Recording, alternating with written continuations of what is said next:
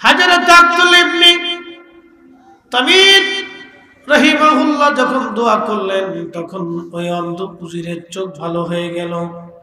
তার মানে ওয়াইন সালানি লামুতিয়াল্লাহু, আল্লাহর ওলিরা চাইতে দেরি হয় আল্লাহ কবুল করতে দেরি করে না। এই জন্য ওলি হওয়ার জন্য কোনো বয়স শর্ত নাই, যে কোনো মানুষকে আমার আল্লাহ তার বন্ধু বানায় নিতে পারে। এবার উজিরের চোখ যখন ভালো হয়ে গেল, উজির রাজ দরবারে চলে গেলেন। রাজাকে বললেন, রাজা তুমি আমার চাকরি ফিরিয়ে দাও। রাজা বলল, এরে উজির তোমার চোখ কেমনে ভালো হলো? বলে, আমার আল্লাহ আমার চোখ ভালো করে দিয়েছে। একবার জোরে বলা যাবে কি সুবহানাল্লাহ? রাজা ডেকে বলতেছে, উজির আমি ছাড়া তোমার আমার আল্লাহকে?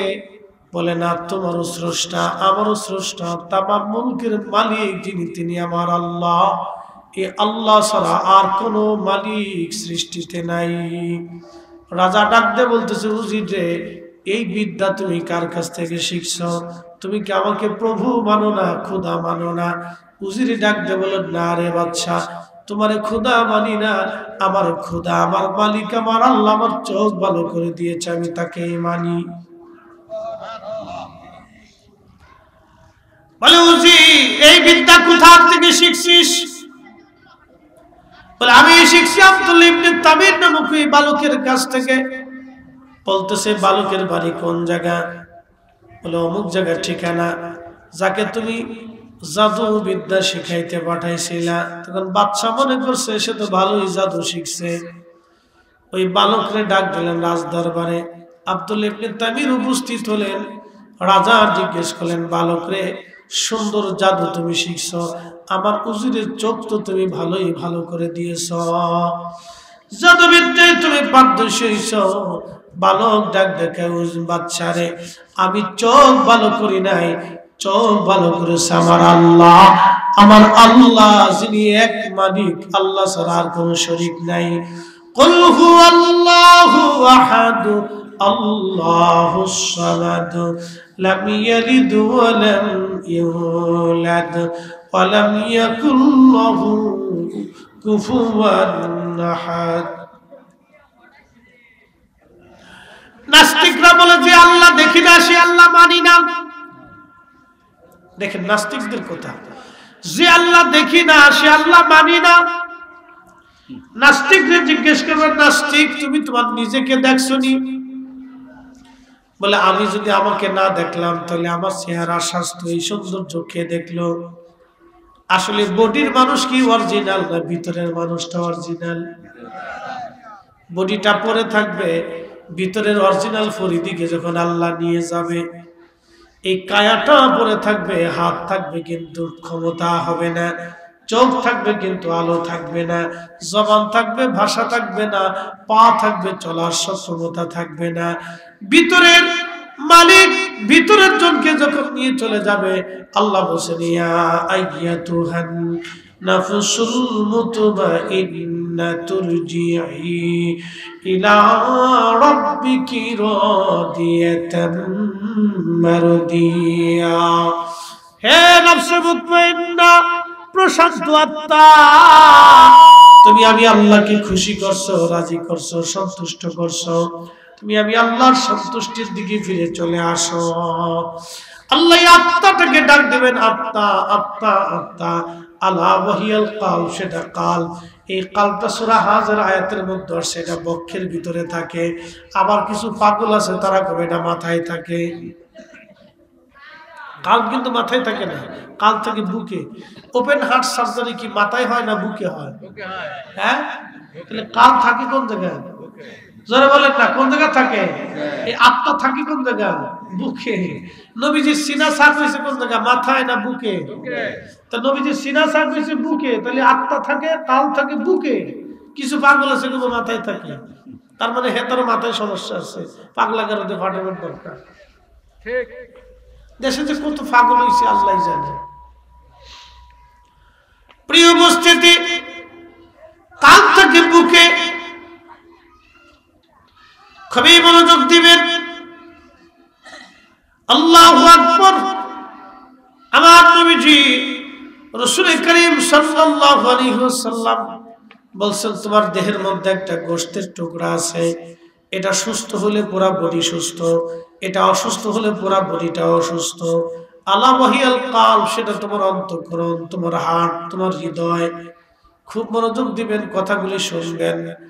বন্ধু আমার রব আমার আল্লাহ বলতেছেন, হে নফসে মুতমাইন্না, তুমি আমার সন্তুষ্টির দিকে চলে আসো। আমার আল্লাহ তাকে নিয়ে চলে যান। বডিটা পড়ে থাকে, এই বডিটা একটা বাহ্যিক রূপ মাত্র, কিন্তু আসল ফরিদ হিসাবকে আল্লাহ নিয়ে চলে যাবে। যিনি নিয়ে গেলেন তিনি আজরাইল আলাইহিস সালাম, যার কাছে নিয়ে গেলেন তিনি আমার আল্লাহ, যাকে নিয়ে গেলেন তিনি ফরিদি। ফরিদি সাহেবকে নিয়ে যাওয়া হলো, কিন্তু দেখা গেল না কোন দিক দিয়ে চলে গেল। যে নিয়ে গেল তারও দেখা গেল না, যার কাছে নিয়ে গেল তাকেও দেখা গেল না। যেই কালে নিয়ে যাবে সেই কালও আমরা দেখি নাই, কিন্তু চলে গেছে এটা বাস্তব। যিনি নিয়ে গেলেন তিনিও বাস্তব, যার কাছে নিয়ে গেলেন তিনিও বাস্তব, যেই জগতে নিয়ে গেছে সেই জগতও বাস্তব। তার মানে আল্লাহ বাস্তব, আখিরাতও বাস্তব, আজরাইলও বাস্তব, মৃত্যুটাও বাস্তব, নফস যে নিয়ে চলে গেল অরিজিনাল সেটাও বাস্তব। কি কথা কন না কেন, ঠিক না? মানে নাস্তিকরা মিথ্যাবাদী, কথা কন। তাহলে মুসলমান ঠিক, যাকে দিয়েছেন তিনিও ঠিক, সত্য, মৃত্যু সত্য। কোটি কোটি মানুষ আল্লাহ নিয়ে চলে গেছে, কি কথা কন, ঠিক কি না? যে কোটি কোটি মানুষ নিয়ে গেল, কে নিল? আজরাইল নিছে। তাহলে আজরাইল ঠিক, যাকে নিছে সেও সঠিক, যে নিছে আল্লাহ তিনিও সঠিক, যে জগতে নিছে পরকাল সেটাও সঠিক। এই জন্য আল্লাহর কোরআন বলল, কুল ইন্নাল মাউতাল্লাযী তাফিরুনা মিনহু ফাইন্নাহু মুলাকীকুম। হুজুর আপনি বলে দেন, আপনি বলুন ও নবীজি, মৃত্যু থেকে আবার বান্দারা পালানোর চেষ্টা করে, কিন্তু বলে দেন ফাইন্নাহু মুলাকীকুম, মরণ তার সঙ্গে মোলাকাত করবে, মরণ তার সঙ্গে মোলাকাত করবে, মৃত্যু তার সঙ্গে মোলাকাত করবে। 1450 বছর আগে আল্লাহ বলেন মরণ মোলাকাত করবে, আজ পর্যন্ত কেউ মোলাকাত বিহীন নাই। সব মানুষের সঙ্গে আল্লাহ মোলাকাত করেছেন, এখন আমাদের সঙ্গে মালাকুল মউত মোলাকাত করবে। এখন আমাদের সামনে পালা এসে গেছে, পালানোর কোনো রাস্তা নাই। ও সরাপতির মুসলমান, পালানোর কোনো রাস্তা নাই। একদিন মাটি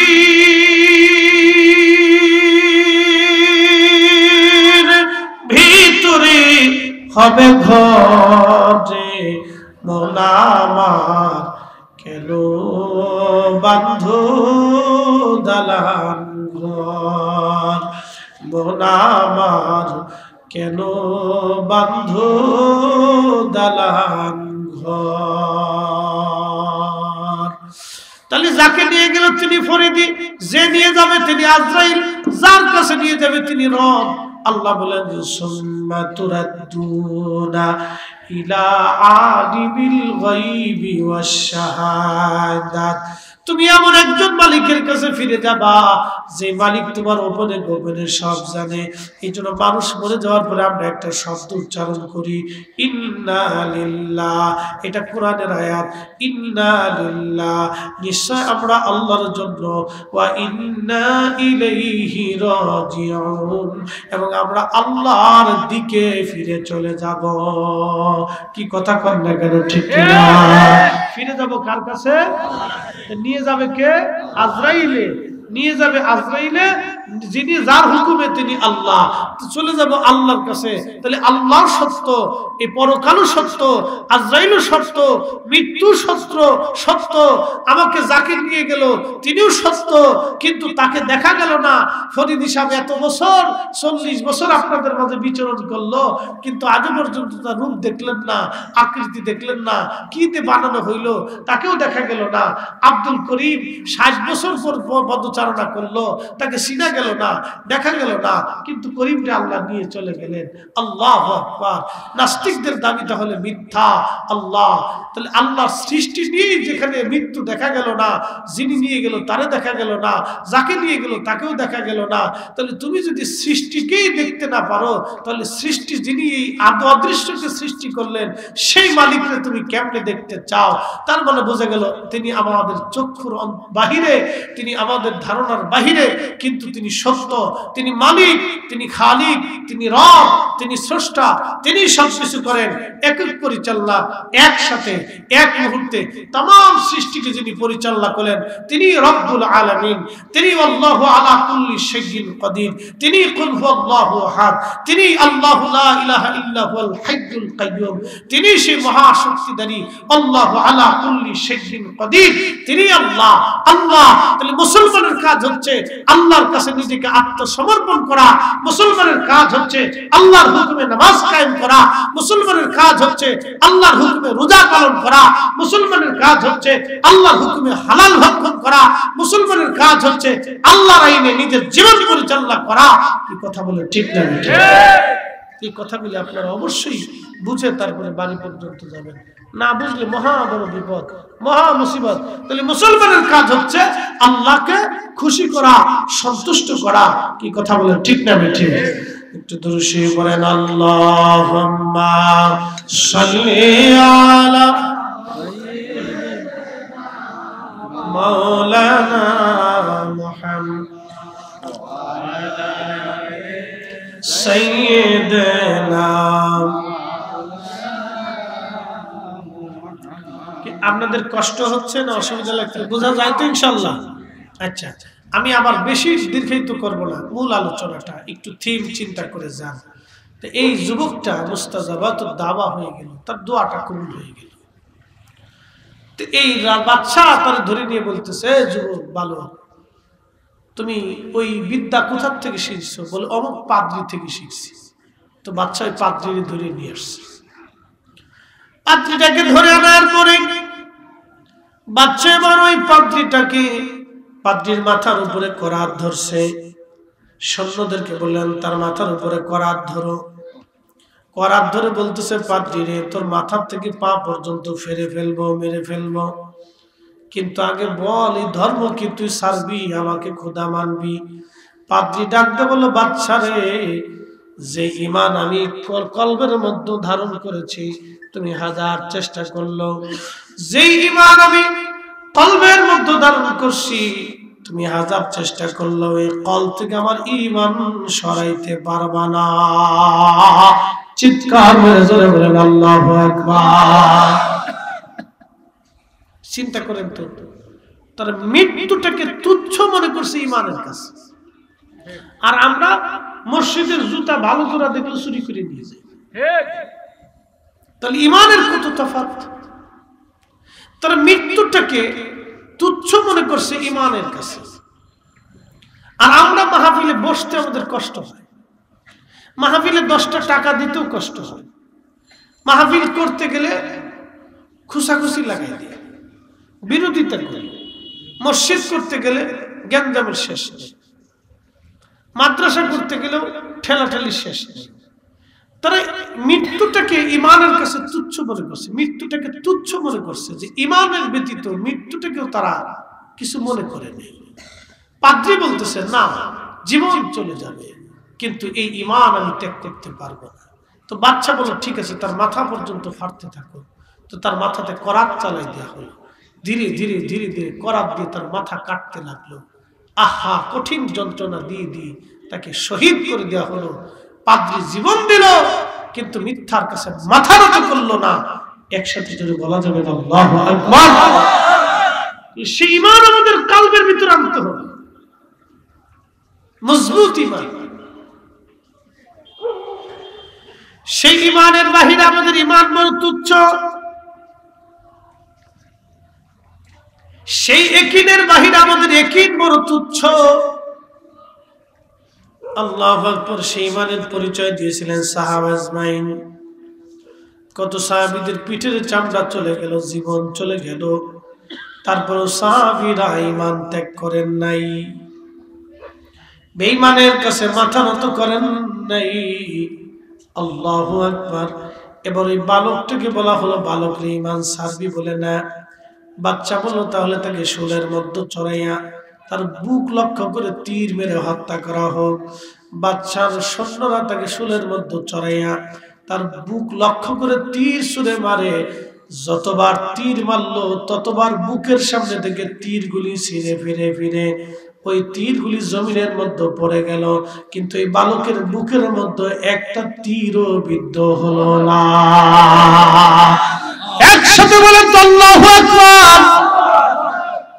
আসহাকুতিলা আসহাবুল উখদুদিন নারি যাতিল ওয়াকুদি ইদহুম আলাইহা কুউদুন ওয়া হুম আলা মা ইয়াফআলুনা বিল মুমিনিনা শুহুদ।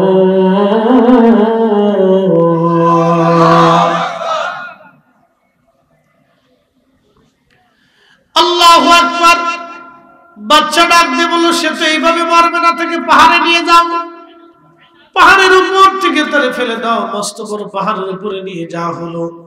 ইয়ামান দেশের সবচেয়ে বড় পাহাড়। পাহাড়ের উপরে নিয়ে যাওয়ার পরে যখন পাহাড়ের উপর থেকে নিয়ে গেল সৈন্যরা, আমার মালিক ভূমিকম্প দিয়া ওই কাফের সৈন্যদেরকে ধ্বংস করে দিলেন। কিন্তু এই যুবকটা হেঁটে হেঁটে রাজ দরবারে আবার আসছে। বাদশা জিজ্ঞেস করলো, এরে বালক তুমি কি করে ফিরে আসছো? বালক ডাকতে বলেন, আমার মালিক আমার রব আমারে বাঁচাইছে। বলেন বাঁচানোর মালিককে? হায়াত যত সময় পর্যন্ত আছে আপনার তত সময় কোনো মৃত্যু নাই, কিন্তু হায়াত শেষ হয়ে গেলে এক সেকেন্ডও থাকার আর অধিকার নাই। ও তোর পিছে পিছে ঘুরছে শ্রাবণ, কোন দিন জানি তোর হয় সমন জারি। দেখ না মন ঝাঁকমারি দুনিয়াদারি।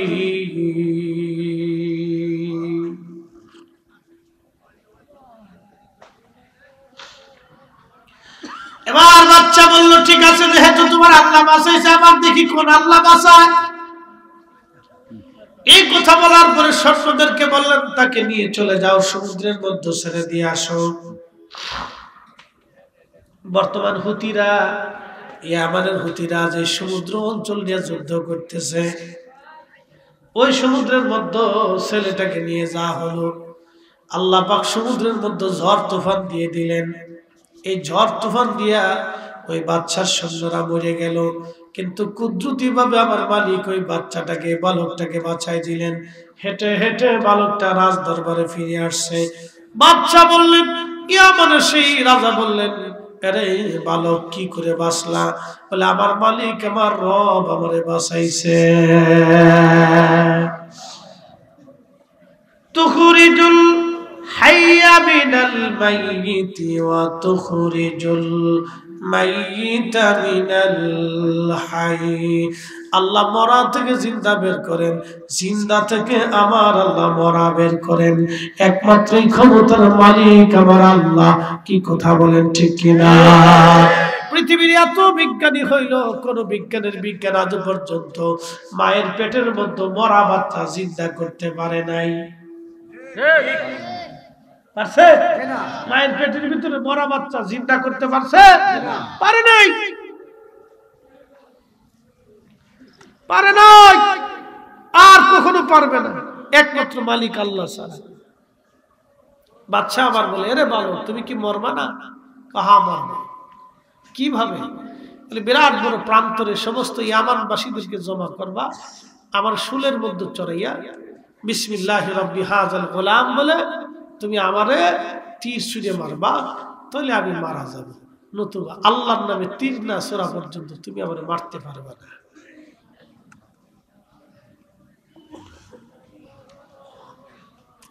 বাচ্চা বলে, ঠিক আছে আমি তাই করতেছি। সারা ইয়ামানের সমস্ত মানুষ একটা প্রান্তরে জমা করছে, লক্ষ লক্ষ মানুষ। এরকম শুলের মধ্যে সরাইয়া বাচ্চা নিজে ওই দোয়াটা পড়ে তীর ছুঁড়ে মারছে ছেলের বুক মাথা লক্ষ্য করে।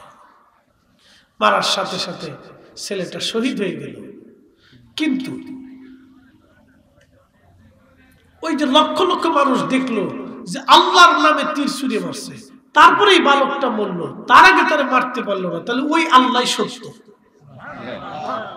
একসাথে বলেন আল্লাহু আকবার। তখনই আমার দেশের হাজার হাজার লক্ষ লক্ষ মানুষ বলতেছে, না আমরা এই বালকের রবের উপরে ঈমান আনলাম। আর একটু জোরে, আরো জোরে। যেহেতু আল্লাহর নামে তীর ছুঁড়ে মারার কারণে বালক মারা গেল, তাহলে ওই আল্লাহ সত্য। ওই আল্লাহ কি সত্য। হাজার হাজার ইয়ামানবাসী সঙ্গে সঙ্গে কালেমা পড়ে মুসলমান হয়ে গেলেন। বাদশা এবার বললেন, হায় হায়, কি সে? আর আমি মাহফিল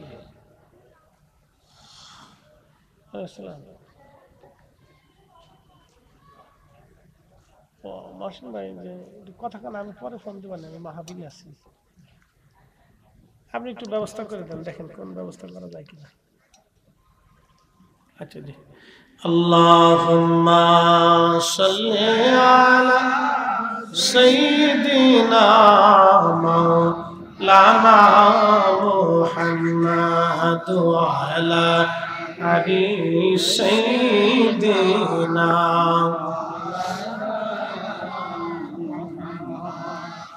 এবার হাজার হাজার লক্ষ লক্ষ মানুষ কালেমা পড়ে মুসলমান হয়ে গেল। বাচ্চা বলল, হায় হায়, মারতে চাইলাম একটা, কালেমা পড়লো হাজার হাজার। এই জন্য ওরা যতই নাস্তিকরা আমাদের দেশে চেষ্টা করুক, আমার দেশে অপসংস্কৃতি ঢুকানোর জন্য, মুসলমান এমন একটা জাত, মরে যাবে একটা, জন্ম দিবে হাজার হাজারটা। একটা ফরিদি মারা গেলে লক্ষ ফরিদির জন্ম হবে। কথা বলেন ঠিক না? নারায়ে তাকবীর, নারায়ে রিসালাত, ইয়া রাসূলুল্লাহ, নারায়ে গাউসিয়া, ইয়া রাসূলুল্লাহ, নারায়ে তাকবীর, আল্লাহু আকবার।